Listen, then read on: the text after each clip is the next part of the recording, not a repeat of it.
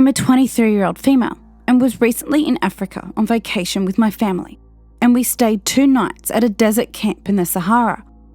The first night, my sister and I were talking and hanging out with the guys who worked there and were all probably around age 20 to 35. It seemed they were just very friendly and harmless.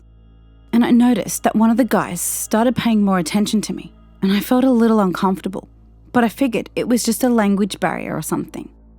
So out in the desert, you can see the stars really well, and even the Milky Way on clear nights. But you have to wait for the moon to go down, which is around 2 a.m. I guess it's a normal thing for the guys to come around to the tents, which are luxury tents, furnished with beds, lights, a toilet and shower, as well as a lock on the doors. So they knocked on the door to see if you're awake and want to come out to look at the stars. My sister and I were sharing a tent, my parents in a separate one across the walkway. The first night around midnight, I told my sister I was too scared to go out because I was falling asleep, so she left to look at the stars without me. And I didn't lock the door because I didn't want her to get locked out if I fell asleep. Fast forward about an hour and I'm on my side asleep when I wake up suddenly to see a head peeking in from the tent door. I thought it was my sister, so groggily I asked her, "What the f*** are you doing?" Because it was just weird, and the way she was standing there, I started to wake up more, and I realised it's the guy from the campfire. His head is peeking in my room while I'm asleep. Now I know it could have been a simple misunderstanding, but I felt totally violated with my privacy, especially because we were on their territory, in the middle of the desert. Like, I'm not kidding. We had to take a 30-minute truck ride into the dunes. I was in fight or flight at that moment. He literally woke me up with a panic attack, and I was nervous, so I went to the door and told him I was tired. He kept trying to get me to come out to the dunes with a blanket, the classic male move, but I just kept saying, "No, I don't feel good and I'm tired," which was true. At this moment, I don't know where my sister is. I don't know where my family is. I'm disoriented as hell. And all I know is that this man is standing in front of me and was literally just watching me sleep. I don't know how long he was there for. It could have been a literal second, or it could have been 2 minutes. But either way, I was high-key horrified. I told him no again and said I'd go look at the stars tomorrow night. He told me that he wouldn't be at the camp the next night, and that's why he wanted to go out tonight. But I wouldn't budge. Once he realised I wasn't going to come outside, he asked me if he could have my number, and I told him no.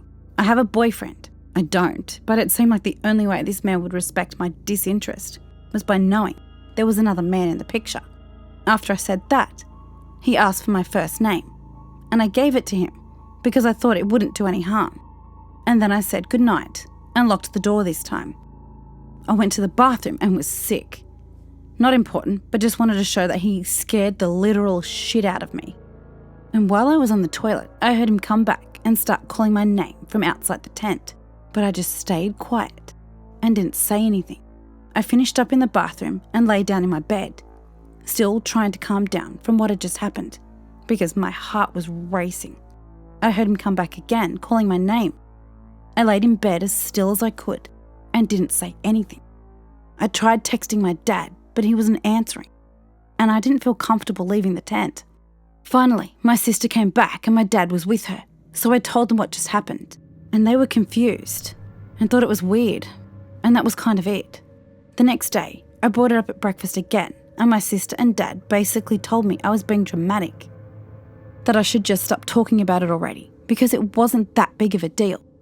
My mum was the only one who was like, yeah, that's not okay at all. The second night, my sister and I were both out under the stars talking to the guys and relaxing. Keep in mind, it's very dark and you can't see any faces. So I was having a normal convo with this one guy, couldn't see him, and all was well. After a while, he asked me if I remember him, and I'm like, well, no, I can't see you. Oh, shine a light, so I do. And wouldn't you guess, it's the same mother effer from my tent. I especially wasn't expecting him to be the dude in front of me because he had told me he wouldn't be there that night, which leads me to believe he picked up a shift just to see me. But I can't be too sure. Surprisingly, he was fine that night and respected my boundaries, so I didn't say anything to the guys who ran the camp. I was planning on doing so if he did anything remotely uncomfortable, but he didn't. The next morning, we left the area, and a few days later, I start getting message requests on Instagram. Would you believe? This guy found me. I tagged the whole entire desert. Like, you're telling me he found me based on my name and location? Not even a specific location, an entire desert. And my name isn't unique either. Anyway, he messages me, and although I'm creeped out, I'm also thinking, okay, well, he's harmless now. Might as well see what he says. He says, direct quote, "You know, I'm really so happy to find your account. I was looking all time," which I found highly creepy to even say to someone, but again, it could just be cultural difference, who knows. I didn't answer, and he messaged me again a few days later, saying, "Hey, how are you?" But I didn't answer. So yeah, I'm curious what you all think about this, and if I was just overreacting, or if you think my literal gut feeling was right. He seemed to be harmless in the end, but you never know.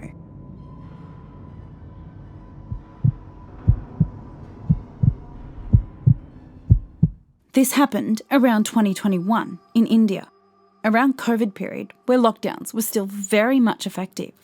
My dad used to live in another city, my brother was in college, and my mum had a government job, so she had to go to her office every day.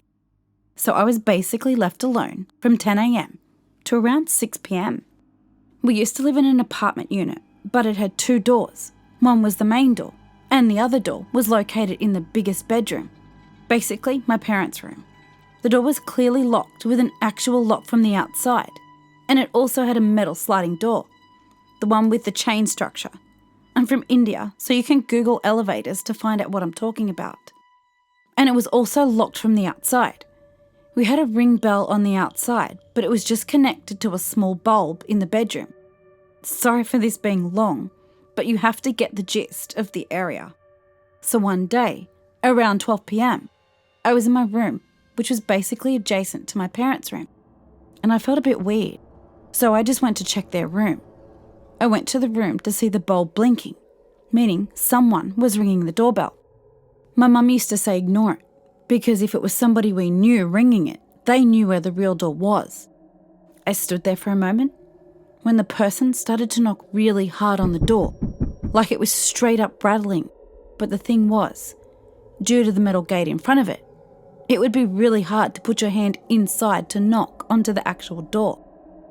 Even I couldn't get half of my palm in. I was also a teenager back then, so I'm not big, and this man was straight up banging on the door. I got scared and called my mum, who said to me not to panic, but I was really weirded out, so I locked my parents' door with a lock that they had and went downstairs to chill in my brother's room. It was one of those days where my mum straight up wouldn't return till about 8 p.m. So I was alone for a long time, and I was scared to even go upstairs. Around 6 p.m, my auntie came to help, and I was a little better knowing that someone else was in the house. And during this time, I used to take private tuitions, and my teacher used to come around 7:30. So I felt better knowing there'd be more people around. Our main door had a big window just beside it, so whenever someone was at the door, we used to open the window to check who was there before opening it. But my auntie had the habit to open it without checking. Like, you memorize the timings of people, so you open it because you know it'll be them, you know who to expect. Fortunately that day, when the doorbell rang, she opened the window, and then she came to my brother's room to tell me I had a cake delivery. Thing was, I didn't, obviously, so I went to check through the window. There was a man with a cap hiding his face, holding a very small box. Now, a cake box is very square and big, right? Even a pound cake is a big box. In India, we have a very small sweet box, so imagine a 100-gram sweet box being called a cake box. And I asked him who was the delivery for. He didn't give me a name, not even of the company, just told me it was for our flat. I called my mum and asked her if she'd made the delivery, and she didn't know what I was talking about. So the dude was just like, accept the box, open the door. And by a miracle, my teacher walked up the stairs and asks what was happening. This dude saw my teacher and ran up the stairs. Now we live on the first floor. We let our teacher in. And when my mum later spoke to our security guard at our flat about the guy coming in to deliver the box, the guard said he wasn't there at his post for around half an hour when it had happened. We didn't have any CCTVs in our building, so nobody saw him. It wasn't that scary maybe, but it did shake me up, and I asked my mum to at least come quickly from her office on the next day, that I didn't have to stay upstairs on my own.